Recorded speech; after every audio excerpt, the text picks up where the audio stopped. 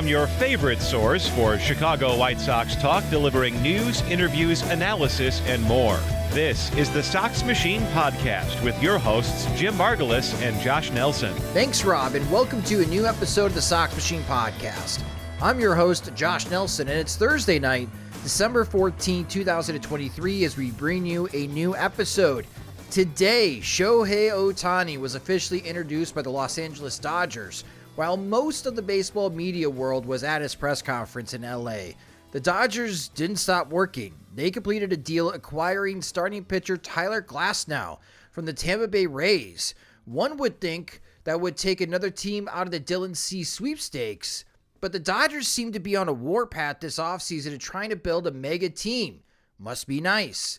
While I'm jealous of Dodgers fans, both Detroit and Kansas City keep adding starting pitchers. The Royals signed former San Diego Padres starter Seth Lugo to a 3-year, $45 million contract. Detroit retorted with a signing of Jack Flaherty, Lucas Giolito's ex-high school teammate and friend, to a 1-year, $14 million contract plus incentives to pair with Kenta Maeda. Throw in the White Sox signing Eric Fitty, and that's all the free agent work this offseason from the American League Central. Is this division more up in the air than we thought? Let's discuss. Joining me is the managing editor of SoxMachine.com. It's Jim Margulis, and hello, Jim. Must be great being a Dodgers fan these days. Yeah, I guess as long as you're not hung up on winning a World Series that everybody can celebrate, in person, up close. I think it is pretty nice. Must be pretty good for the bloggers and podcasters and whatnot who have plenty of fun stuff to discuss. And you really only have to worry about like having disappointment and angry fans around like September and October when they're lining things up for a postseason run, and then usually not seeing the job all the way through in October, and lots of Dave Roberts second guessing. But this is basically when they shine when it comes to off-season additions, constantly adding, demoralizing the NL West. And it must be nice to have that kind of prospect depth to deal from the resources financially to work with, even if you do have to contend with the luxury tax here and there. And the White Sox don't have either of those. And that's, I think, what, makes it really hard to imagine is it's kind of like, when we talk about Shohei Ohtani and how can he pitch and hit and be fast? That's what kind of, blows my mind is how fast he is along with everything else. And it's just that's kind of the Dodgers. They're moneyed and they have a ton of prospect depth, and they're just, they're smart too. So they have it all going on. And it's, when you talk to Jimmy Pardo, when he's on our show, I don't know how he's not a Dodgers fan, just full bore, living in Los Angeles for, 20 years, however long he's lived there, and just, you're there. You have a family there. Your son can follow Dodgers. You can say me and my son are Dodgers fans now. But God bless him for still sticking with the White Sox and appearing on our show. If we were Dodgers Machine, we would be ridiculously busy this week. Amount of activity the Dodgers are doing this offseason, which is the complete opposite from last offseason, where the Dodgers, in a way, were hand-tied with the Trevor Bauer situation, not fully knowing how much money that they owed Bauer as they were trying to get out of that contract, and ultimately they lost out on that and they had to pay out Bauer the rest of that agreement. And while it prevented the Dodgers from making any moves last year, we talked about this a year ago, Jim, that I guess the silver lining is we know the Dodgers are going to be quite active next year in the offseason, and with Shohei Ohtani being a free agent a year in advance, everybody could see the writing on the wall, the Dodgers were going to be very serious. And of course, today is the day that they introduced Ohtani in a Dodgers uniform, and they continue to be aggressive in acquiring Tyler Glasnow. And if you didn't see the trade, or this is the first that you're hearing of it, so what the Dodgers are receiving is Glasnow and outfielder Manuel Margot. The Rays are receiving pitcher Ryan Pepiot and outfielder Johnny DeLuca. Now, Pepiot was good in 2023. In 8 games for the Dodgers, he made 3 starts. He was worth 1.3 WAR, according to Baseball Reference, in just 42 innings. That's pretty impressive. with a 2.14 ERA. When he made starts for the AAA affiliate for the Dodgers in Oklahoma City, he had a sub-3 ERA, so very impressive, and there's no doubt that he's probably going to be an all-star for the Rays. DeLuca last year, 42 at-bats, so really small sample size.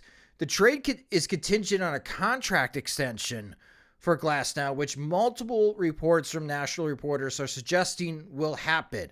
So this is just not a one-year fix-it for the Dodgers with Tyler Glasnow. They're going to have Tyler Glasnow for multiple seasons. So with this particular trade, Jim, does the Dodgers acquiring Glasnow now take them out of the Dylan Cease sweepstakes? I don't know if it takes them out and makes them, I think, a little less desperate. The thing with Glasnow, I get his appeal. Like when he pitches, he's among the toughest pitchers in either league. So I get why he's coveted by so many teams and why the Rays did so well, when he was a part of the rotation. The thing that kind of I get hung up on if I'm the Dodgers and I'm trying to piece together a rotation that will hang together by September and October and not leave them in a position like they were last year with Kershaw out and needing Lance Lynn to make a postseason start, is like Glasnow's only thrown 120 innings. That's his max, and he's only did it this past year. So he's not really somebody you can count on for pitching 5 full months, 6 full months of a season, being in full working order in October. Whereas like Dylan Cease, I think his best argument is that he never misses a start. He always takes the ball on schedule. He's a little bit more erratic than Glasnow. I think Glasnow, like start for start, is a better pitcher, but that only goes so far when you're making like 12 starts in a year, 15, 18 versus 32, 32, 33, the way Cease goes, basically, leading the league every year in that category. So that's why, like, I can see them being like, we got our top end starter. We have, we don't need the multiple year commitment or the promise that Cease offers and having 2 years of control if they extend Glasnow. So they don't have to give up as much or meet a price. But when you look at Glasnow's history missing time, it still does seem like they could use somebody who's a better bet for like 160 to 180 innings, which Cease definitely is. Yeah, Pepiot. So what the Rays are getting for Glasnow, Pepiot would be in the White Sox starting rotation if the White Sox made a similar deal. And talent-wise, he might be the best talent in that starting rotation, again, if this deal was for Cease. But I get what the Dodgers are doing here by taking on Manuel Margot's $10 million contract, and there's a mutual option with a $2 million buyout next year. It lessens the prospect return back to Tampa. And in a way, the Dodgers are doing the Rays a big favor. Unfortunately, the Rays are losing this stud pitcher in Tyler Glasnow, which, to your point, when he pitches, he's excellent, but that's been the big question is when has Glasnow pitched? And the Dodgers are going to need him to get 150 innings this year to make this deal worthwhile and a contract extension worthwhile. But from the Rays' perspective, they cut $35 million from their payroll this upcoming season, which I believe now hits their financial goal that they needed to get under. Maybe they could turn around, make some small additions, but the Rays needed to cut payroll, and in one move, they cut what they needed to in this offseason to appease their owners.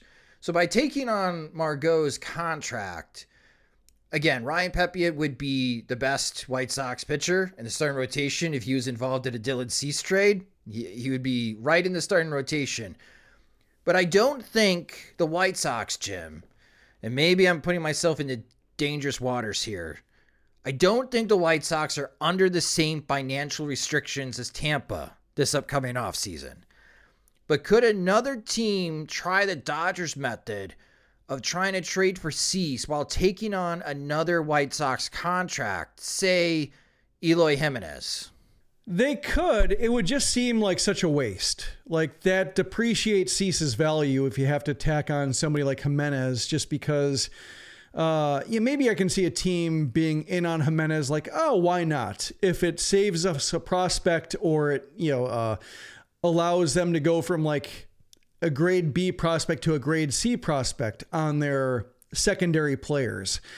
then, it makes sense for a team saying, yeah, I mean, 1 year of Eloy, we know the upside. We know what he was like as a prospect. We know the White Sox are messed up.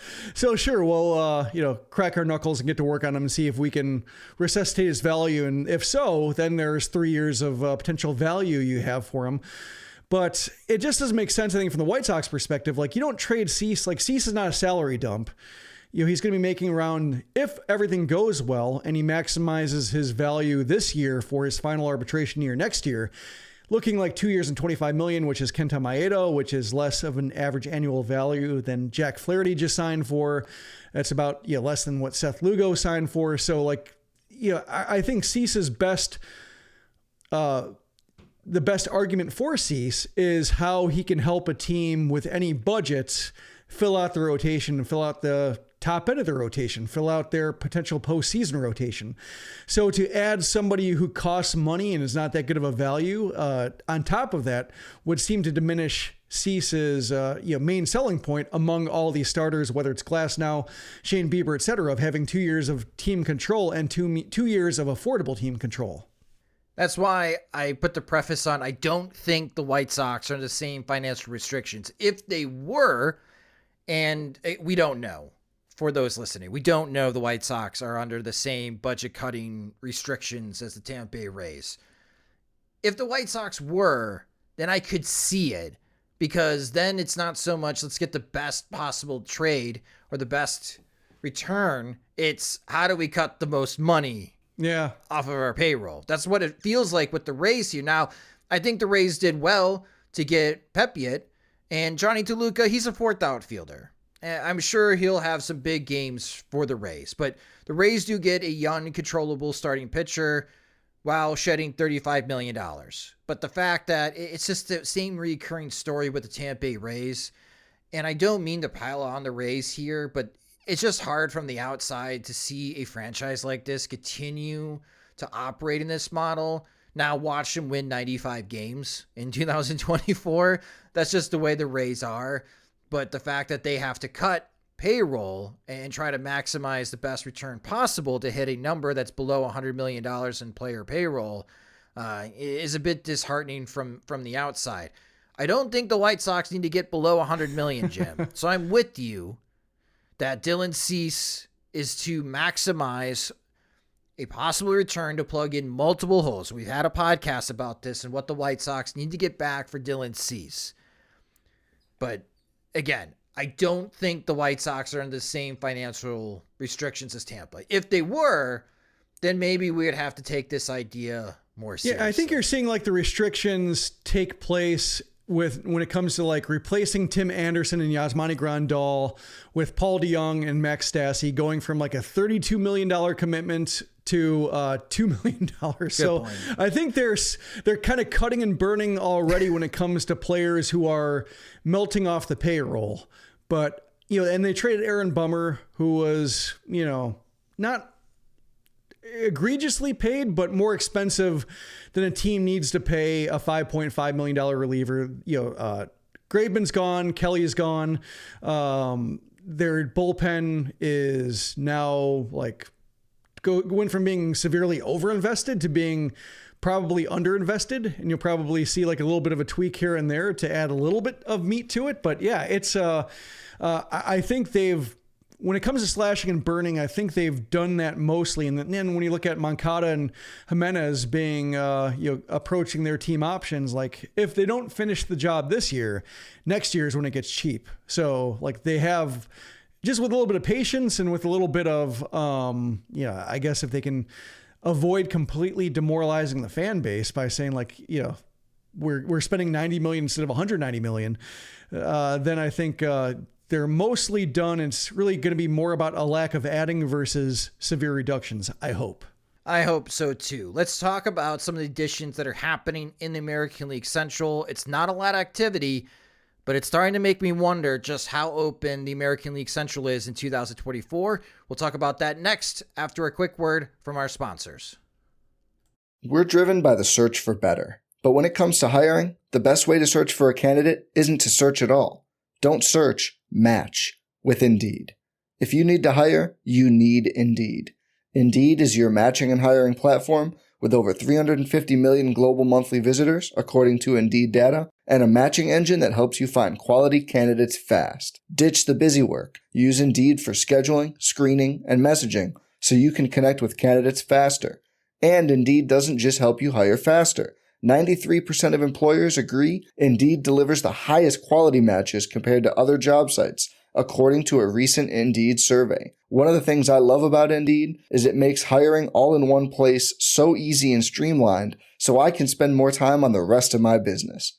Leveraging over 140 million qualifications and preferences every day, Indeed's matching engine is constantly learning from your preferences. So the more you use Indeed, the better it gets. Join more than 3.5 million businesses worldwide that use Indeed to hire great talent fast. And listeners of this show will get a $75 sponsored job credit to get your jobs more visibility at Indeed.com/Blue Wire. Just go to Indeed.com/Blue Wire right now and support our show by saying you heard about Indeed on this podcast. Indeed.com/Blue Wire. Terms and conditions apply. Need to hire? You need Indeed. Welcome back to the Sox Machine podcast. While the Dodgers get richer, the Detroit Tigers added another intriguing arm to their starting rotation in signing Lucas Giolito's ex-high school teammate and friend Jack Flaherty to a one-year, $14 million contract. There are some incentives that could push it up to $15 million. This signing comes a day after the Kansas City Royals signed starting pitcher Seth Lugo to a 3-year, $45 million contract to improve the Kansas City Royals starting rotation. Here's the free agent activity in the AL Central as of December 14th, 2023. Seth Lugo's contract is the largest so far, followed by Kenta Maeda getting $24 guaranteed million for the Tigers over the next 2 years. Eric Fedde is getting $15 million guaranteed from the White Sox over the next 2 years. And then Jack Flaherty is getting a guaranteed $14 million with another $1 million possible in incentives. That's it. That's all the free agent activity so far from the American League Central. Nothing from the Minnesota Twins, nothing from the Cleveland Guardians. And Jim, I got to tell you, man, the American League Central is going to be lit, as the cool kids say, if this is all the free agent activity we're going to see. I think there's going to be more. It's almost like, watching the Tigers add Maeda and then add Flaherty like a few weeks later. It's almost like they're trying not to alarm the Twins, and the Twins seem like they're cutting payroll. But, if you're a team like the Tigers or even the Royals, who shouldn't have been as bad as they were last year and should be adding because they basically bottomed out, and they do have to I think their front office is under some pressure to show that they can actually get some results. Probably Matt Quatraro as well. After all the losing he incurred in his first year, that, he can't have another year like that. So I think they're under pressure. But, given that the Twins, if it were not for Bally Sports, I'm guessing, would be adding, because they are seeing an upswing. They did see an upswing in attendance and ratings, and they do look to be relatively unchallenged in the AL Central, that, if they are receding a little bit or seeing how much they can cut while still being projected to be on top, it does make sense for a team like the Tigers to press and press and press a little bit, but it almost seems like they're doing it very quietly. So they're hoping that by, spring training, teams report and the Twins say wait, the Tigers got all those guys? When did that happen? They did it very quietly. So they did not poke the bear to, respond with moves. But that's kind of how it feels so far. It's just very stealthy. But yeah, it's really a disappointing division. And, like I said, Rick Hahn should be fired again, and Kenny Williams should be fired again for just having the Twins winning this division by default and not even being excited about it. Jim, it's the holidays. Let's not be mean. Let's not continue to hire and then fire Rick Hahn. He's getting paid, right? He's under contract for one more year. So this knows? is I don't know. We never knew what his contract was. Well, that's what it was, I think, with Bob Nightingale. When they started leaking that was kind of the foreshadowing that some job security was in doubt when you hear about how long Kenny Williams and Rick Hahn are under contract for. So theoretically, they get paid for, I think, the next year, I think, and then they're done. So they did get fired with a little bit of time left. But yeah, it's Yeah, he's doing fine. Yeah, all the guys that are still under contract then. Rick Hahn, Kenny Williams, Tony La Russa. He had a story about him in the Chicago Sun-Times. He's not a decision maker, Jim. He's just an advisor. Mm-hmm. Back to the American League Central. Who do you think has the best starting rotation as of December 14, 2023 in this division?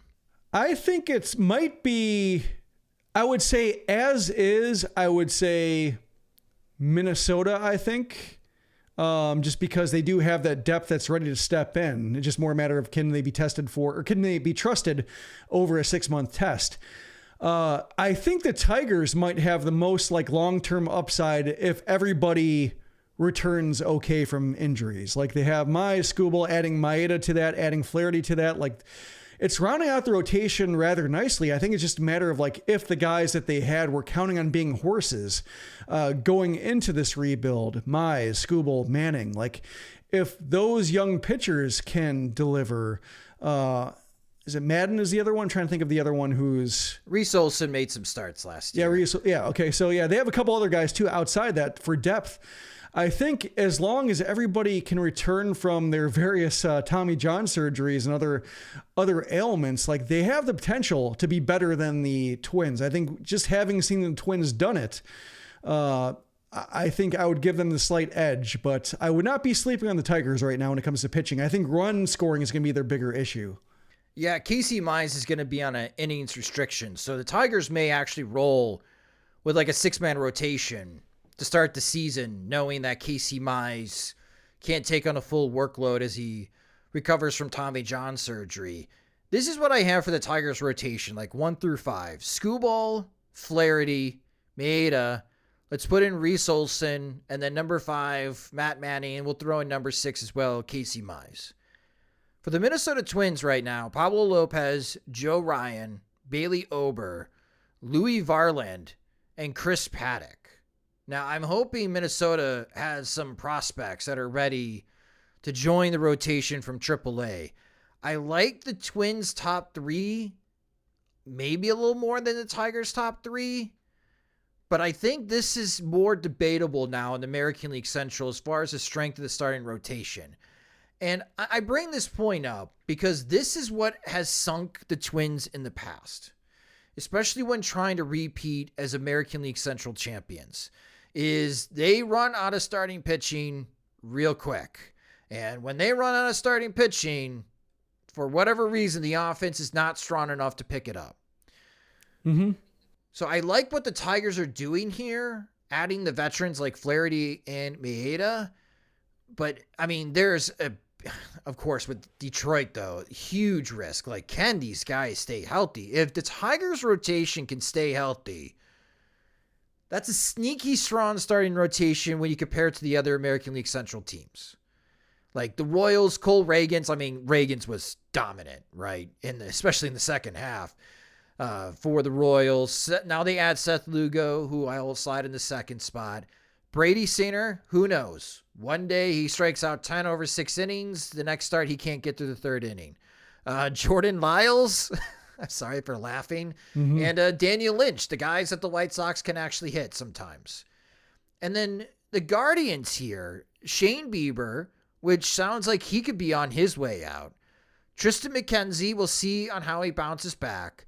Logan Allen, another guy that the White Sox can hit.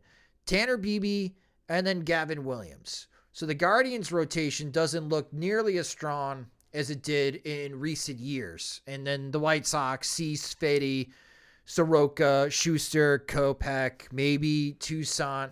The White Sox, out of the 5 teams, I don't know. Even with Dylan Cease right now, are they 5th? Are they 5 out of 5 in starting rotation strength? I think so, probably because you can only name like 2 starters who might be counted on to be like in there the full year. Right. I think everybody else has at least 3, right? Yeesh. Just looking at a paper, it's like, oh gosh, this looks a lot worse. That's why, bringing it back from the intro, is this division more open than we thought? Because we haven't seen a repeat winner since the Twins did it in 19 and 20 in the shortened season. They won the division by 1 game. Before that, the Guardians/Indians won it 3 straight years from 2016 to 2018. Typically, we haven't seen a repeat division the last 3 years. The White Sox, of course, in 21, the Guardians in 22, and the Twins in 23.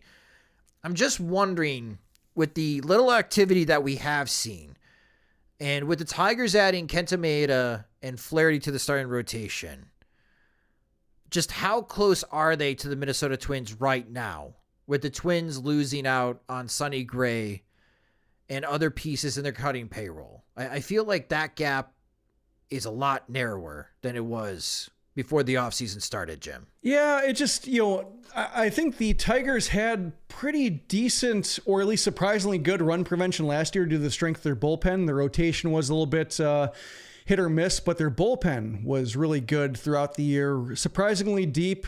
Some guys that they were able to develop themselves, even after trading, a guy like Gregory Soto and then replacing him, Alex Lang stepping up, Jason Foley having a really good year. So they've been able to develop relievers fairly well over the last couple of years and regenerate their bullpen. So that's been able to prop up a starting rotation that's been disappointing on the whole. But like when you look at the disaster, it's really their offense that's just been a mess. And they've had some signs of life from Torkelson and Riley Green and Kerry Carpenter. Like they've had some nice moments here and there. But when it comes to like the guys who get on base, the guys who really make a lineup formidable versus like having a hot power streak that defines a week or two and then they go cold again and get shut down by a really good starting pitching staff, seeing the best 3 starters from another team and kind of disappearing. I think that's what vexes the Tigers still. So they've tried to solve that a little bit with Mark Canha, who's like a really good on base guy, or at least, he was, with the A's, and, he's kind of getting older. So I think they're hoping he can, still bring some of that OBP skills, at least like in a platoon role, to help out, to try to cut down their impatience. But I think, when you look at the offense and you look at what the Twins have been able to do offensively, I still think that's what defines the division.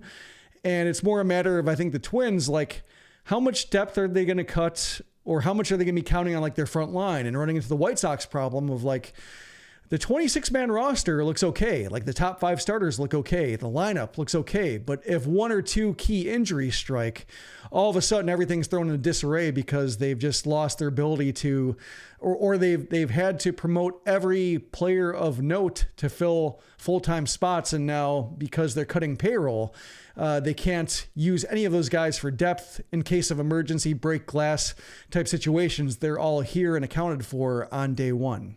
Yeah, the Twins last year scored 778 runs. That was 102 more runs than the second best run scoring team in the American League Central last year.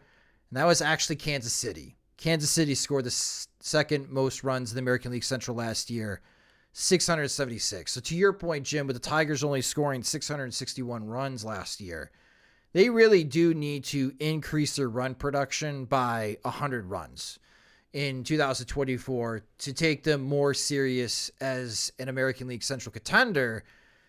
But then again, there's a part of me that's like 79 and 83 is going to win this division in 2024. And the way the Tigers are currently built, I mean, they were 78 and 84 last year. Yeah, I could see the Tigers finishing 79 and 83. Yeah, I think with the way the division might be, like I can see like maybe the Twins or somebody beating the White Sox 12 out of 13 games, and that's how they get over 500. And if like you take those games away, all of a sudden they're as bad as anybody else. But to your point about the runs scored, whenever you looked up the like bottom 5 offenses, or you looked at like who's the worst in the league at this, it was like 4 AL Central teams and the A's. We're always at the bottom, like, strikeout rate, walk rate, lack of power, etc. It is surprising though, like still looking at the standings, that the bottom run scoring teams in baseball, so A's were, at least in the American League, the A's were bringing up the rear. And then you had the White Sox, then the Tigers, then the Guardians. But what keeps it from being like all 4 AL Central teams in a row is the Yankees at 673. Like, yeah, it's hard to believe nobody's been fired from I guess they've fired hitting coaches, but when it comes to like, Boone, Cashman, et cetera, that they still, if you have all those resources and you have an offense that scores as many runs as like an AL Central team that's nowhere close to the Twins, competing with them. A lot of things had to go wrong at so many levels that it just, that's your company. Well, that's why they acquired Juan Soto, right? Yep. Sure Juan Soto's that goes a long way.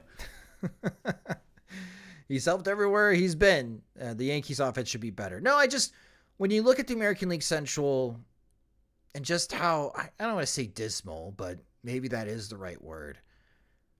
I wonder, with the lack of activity, does that wake up Jerry Reinsdorf at all? Does Jerry Reinsdorf have the ability to change his mind, call Griscats and say, let's go in a different direction. You can be more aggressive.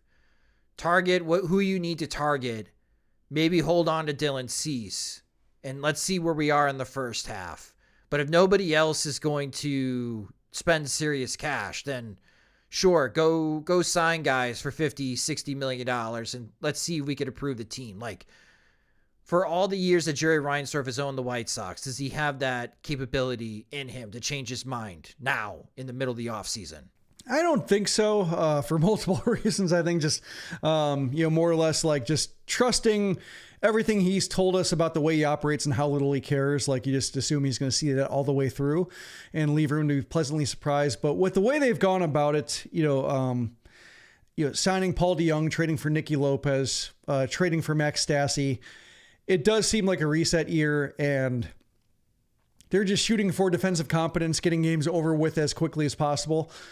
And none of those guys preclude other moves. Like, if they, let's say they sign Paul DeJong or whatever, and he's going to be their number one shortstop, the most of the time shortstop over the course of the year. But then they trade for, like Joey Ortiz or something like that from Baltimore, and all of a sudden he's your guy. Or they just, they somehow add, there's not even a free agent shortstop worth pursuing recently, relatively speaking, but let's say like the equivalent of Marcus Stroman type deal, to where like that guy's still out there for cheaper, may as well sign him. Like, none of those guys are out there, I think, that move the needle that much. And I think having seen the White Sox spend for Andrew Benintendi and get nothing for it, like not even like one jersey sale out of signing Benintendi, like no excitement whatsoever from doing that, I think he would just say like, yeah, what's the point, Chris? If you want to do that, like, we signed Benintendi. That was a waste of money. We signed, blah, blah, blah. What was that worth? And just, I can see him going into kind of full blown nihilism and being like, not a penny until we don't have to pay Moncada anymore, or not to pay Jimenez, or fully flush out the rebuild core that they thought they had. But it's pretty depressing. And then when you see like Tony La Russa still hanging around, you just have to trust Jerry Reinsdorf, everything he's told you about the way he is. Like, don't let yourself like, I think if it tends to be, or if he ends up being somebody who wants to flip the switch, it's going to be haphazard and messy and screw things up the way like the Jeff Samardzija offseason was. Like, a year too soon for players who weren't that good. And I think there would just be that history repeating, because when it comes to the White Sox, they always repeat themselves and the mistakes they make. And that would be the one is, the AL Central's bad, but in the market's not that good. So let's just try to sign a bunch of decent at best players to not make a dent in a division that sucks. I think that's kind of how I look at it. Yeah, because it is dependent on Jerry Reinsdorf, because he controls the checkbook. But you have mostly a new front office. You have new guys that are advising Chris Getz. I don't know. I'm opening up the door that there could be a possibility. To your point, though, very unlikely that Jerry Reinsdorf wakes up and says, well, I know for sure he's not going to wake up and say, go sign Blake Snell. That's not happening. But I'm just wondering, like, again, like 79 and 83. Are the Twins were 87 and 75 last year. Mm-hmm. Are they as good right now on paper as they were at the end of last season? No, I don't think so. maybe 83, 84 wins. Again, we have our best friend, Dan Zaborski. He's doing the Zips projections right now. The Royal Zips projections, oh man, they do not look good at all. And I'm wondering how Seth Lugo helps as far as their projection. Probably not a whole lot. I haven't seen the Twins yet as far as the Zips projection, but I'm curious in where they're going to land. It really does seem like the AL Central is for the taken. And if it's Detroit that ends up spending minimally $15 million here, $14 million there, and that's what turns the tide to win the American League Central in 2024, that's like bare minimum wins a division. And that's the complete opposite of what we are seeing out west right now with the Los Angeles Dodgers and even the San Francisco Giants throwing $100+ million at a Korean outfielder. And we'll see if they can make that transition. It's just, the dichotomy is just on complete different ends of the spectrum right now. What we are seeing in other divisions and the American League Central. Like, there's a part of me that's like, just demote the American League Central to the International League at this point, if this is the way it's going to be. I think the White Sox, like mentioning the new front office they have, I think this would be the year that they say, like, let's see how smart we are. Let's see, like, when it comes to the secondary players we acquire in deals, the prospects we have and are identifying as like guys who are expected to be fixtures for whatever the next core is going to be. Free agent signings, non-roster invitees like Brian Bannister, Josh Barfield, etc.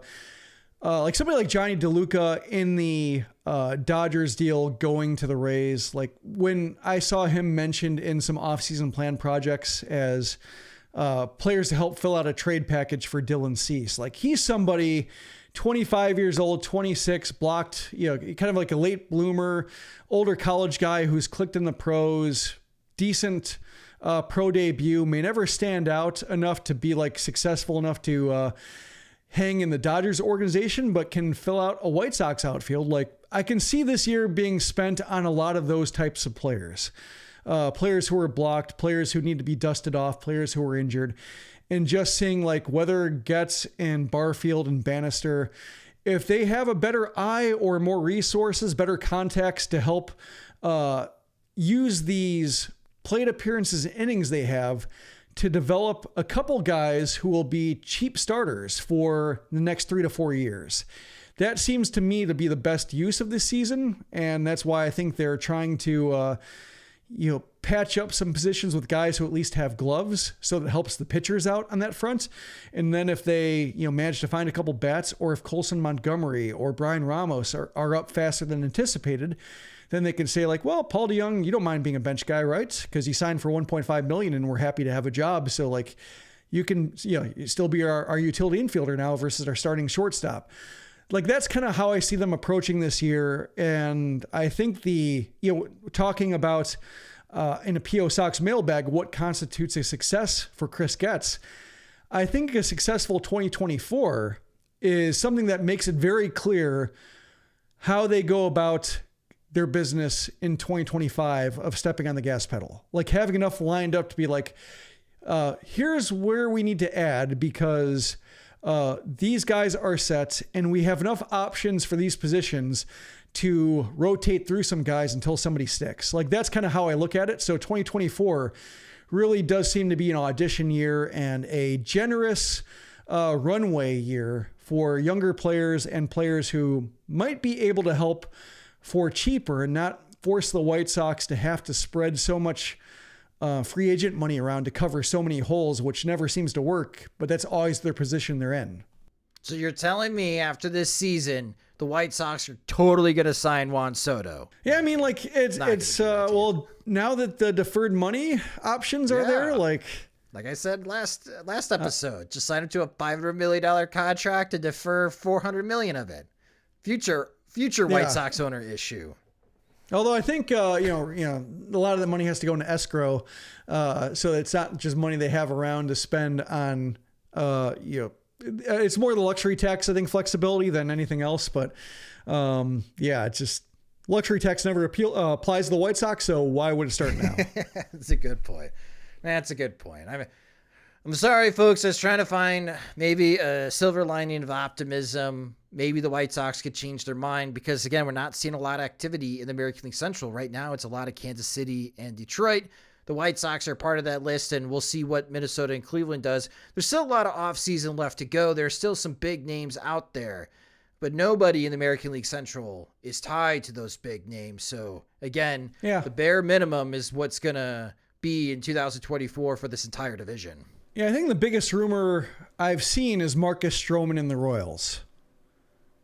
I mean, that helps. It helps, yeah. It's just the question is, like, given the way Stroman finished last year, like, is he that good or that sturdy to be, what the Royals need?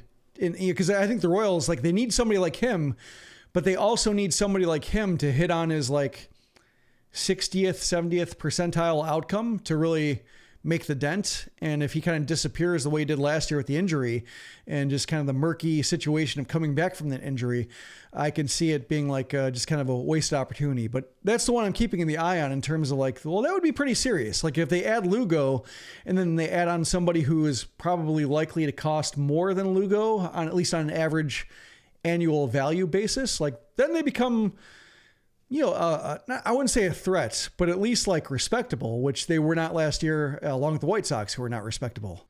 Yeah, I mean, then you go with Cole Reagan, Seth Lugo, and Marcus Stroman, and now Brady Sainer's your number 4 starter in that Royals rotation. And let's say it's 2 years, $45 million to sign someone like Marcus Stroman.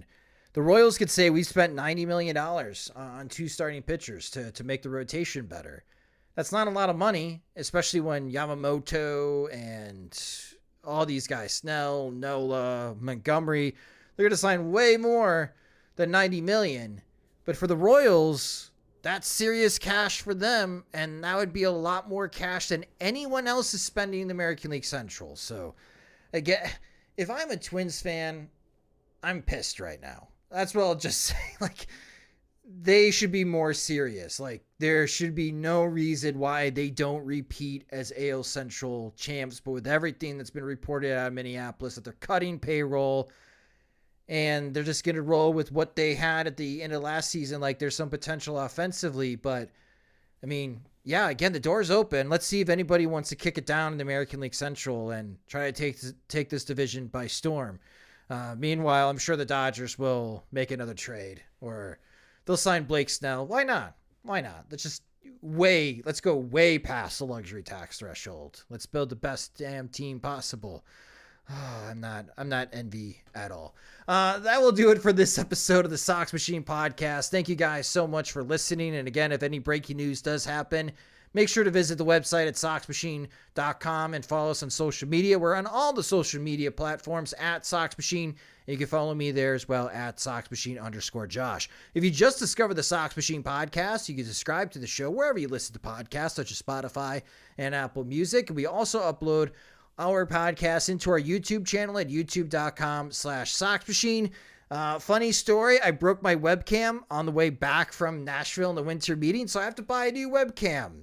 Great time to buy Josh himself, I'm speaking in third person, a new webcam. So we'll have more videos coming up on our YouTube channel in a moment. But if you're wondering, hey, what happened to the live streams? I need a new camera. We'll get those live streams back. And again, you can subscribe to our YouTube channel at youtube.com/SoxMachine. If you enjoy our work and you want more, or if you want to help buy Josh a webcam, you can do so at patreon.com/SoxMachine, where our Patreon supporters get exclusive content like the P.O. Sox mailbag that Jim alluded to. They also get ad-free versions of both the podcast and the website.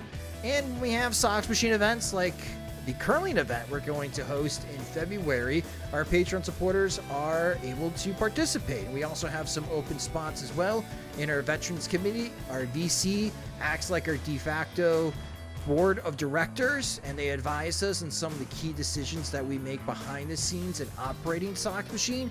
So again, if you enjoy our work and you want more, you can get more by signing up at patreon.com/SoxMachine.